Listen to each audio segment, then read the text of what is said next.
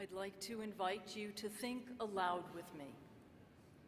On Tuesday, the White House announced that the President would be signing an executive order, which would give Jews additional protections.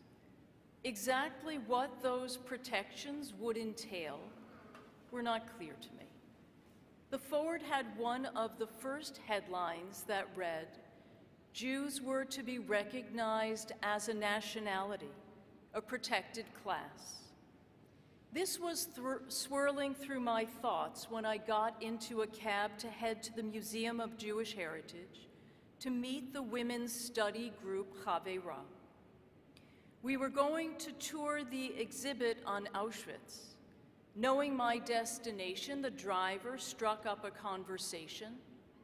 "Like the Jews," he said, "my family and I were well educated. We had a nice life with a good business, a beautiful home, and many friends. We are Muslim. One day we woke up and learned that our government ruled that Muslims are no longer citizens, and we had to leave. Happily, he made a new and good life for himself in America." Granted, our communication was not perfect, but the message he shared was familiar. And moments later, I was immersed in the Auschwitz exhibit, which began with the propaganda and the false information that was regularly disseminated in those days. That, too, is familiar. The derogatory name-calling, ostracizing, labeling, otherizing.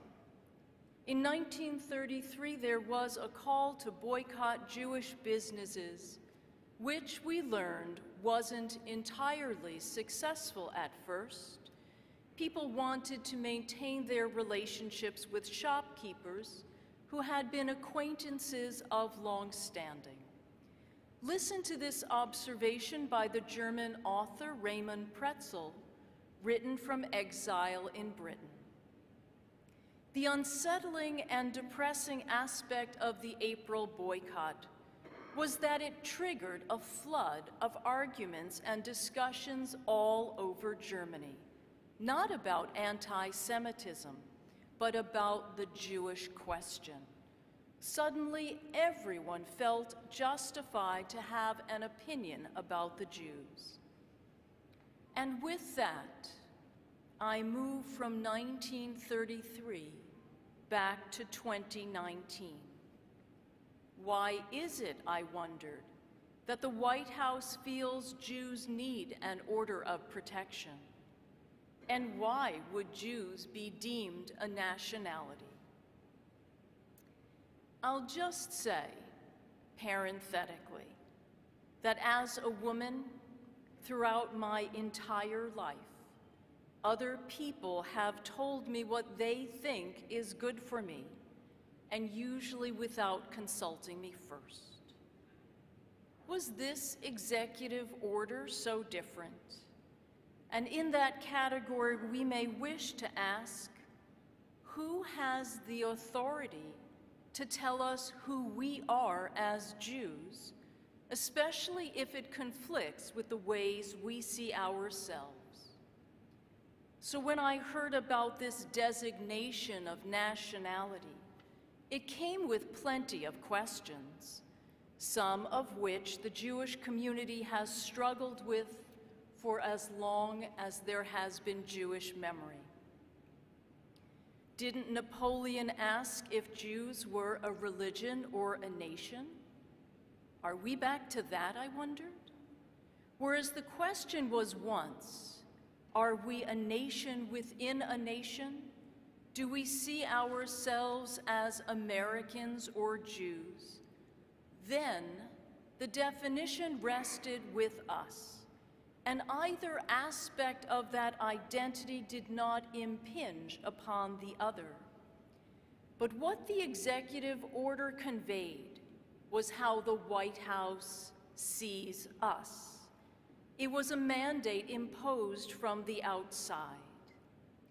And that night, as you can well imagine, Social media throughout the Jewish world was focused on this tidbit. If Jews are a nationality, wouldn't that designation be used to question where our loyalties lie? Months ago, we heard, "Go back to where you came from," directed at other hyphenated Americans. And when Lieutenant Colonel Alexander Vindman testified before Congress weeks ago, wasn't his own loyalty to the United States questioned as well?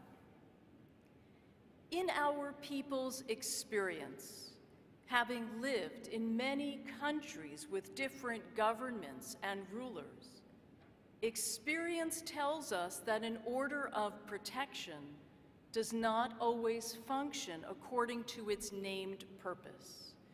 Rabbi Joe Black warns, when Jewish identity becomes politicized, the haters win. Tuesday's partial announcement also came on the heels of the murders in Jersey City, as well as a presidential speech to the Israeli-American Council days before, in which Jews were called, among other things I will not say from this pulpit, not nice people. And then they were further insulted by noting that their political loyalty and their vote was dictated solely by their pocketbooks, though it was phrased in a way that was more akin to the propaganda I had seen on the museum walls. Where does the truth lie? In the legal protective efforts, or in the regular insults that are debasing and reveal what powerful people don't bother to mask? Ever since Charlottesville, we have paid close attention to the alignment of words and actions that are associated with those casually cast sobriquets. When the executive order was released a day later, it caused additional confusion because it did not emphasize the nationhood issue that had caused so much discussion. But for Jews who are increasingly sensitive to history's lessons, the concern had already been unleashed. And I want you to dwell in that moment of uncertainty for just another minute. When you learned that the executive order's aim was to address anti-Semitism on college campuses, and that it was an extension of Title VI of the Civil Rights Act of 1964, which prohibits discrimination based on race, color, or national origin for programs that receive federal funding. How did you feel? Were you relieved? Did it call to mind the punchline of the worn Yiddish joke, "It could have been worse"? And I ask you to reflect on that because we have already mentally made that trip when it was first rumored that we were going to be deemed a protected nation.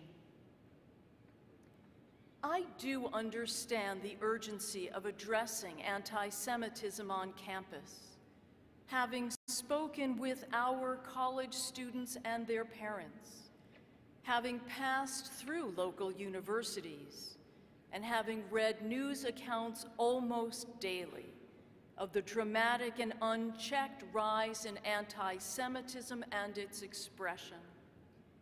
I am concerned, as you are, about Jewish students who find themselves targeted or fearful or unable to enjoy the benefits of campus life and an enriching education because of the growing reach of the BDS movement. And there is no one who does not wish for safety, a solution, or a way to ameliorate its impact without eroding other rights such as free speech. Our trusted institutions, ADL and the AJC among them, have weighed in and assure us that this executive order provides Jews with the same protection afforded other minorities. In the words of David Harris of AJC, the right not to be subjected to a hostile environment on campus. We also know that anti-Semitism is not limited to college campuses, and that anti-Israel animus is often conflated with anti-Semitism. Critics and students of history raise the point that when Jews are given additional protections because they aren't sufficiently protected or covered by laws of the land, should those additional protections be reversed at some time in the future, they will be worse off than before they were enacted. Some worry that this will only make Jews into a bigger target and confirm the anti-Semites' view that we are other. History shows that in so many instances where Jews have been singled out, presumably for their own protection, the opposite result has been true. But these concerns are as old as anti-Semitism itself. In the last year, as attacks have become frequent, individual communities around the nation have grappled with these publicly, grieving publicly, questioning publicly, while the rest of us did so privately. For us to admit that America isn't a safe haven is to undermine the very reason for its founding. No one wants to finish the sentence that begins, "If we are not safe here, where are we as we approach Hanukkah, the holiday that affirms religious freedom?" Today we may be relieved, but I would add to that that we are also skeptical, worried, and cautious. I've said this before. The best protection not only for Jews, but for Americans and all those who wish to become American is the strength of our democracy with a capital D. So if there is a larger message for us in this executive order, it is that we must be active participants if we wish to sustain it. The prayer for our country reads, "May the strength and vision of a nation founded upon your laws of liberty and justice for all increase from age to age." To which we may say, "Ken yehi ratzon," may it be so.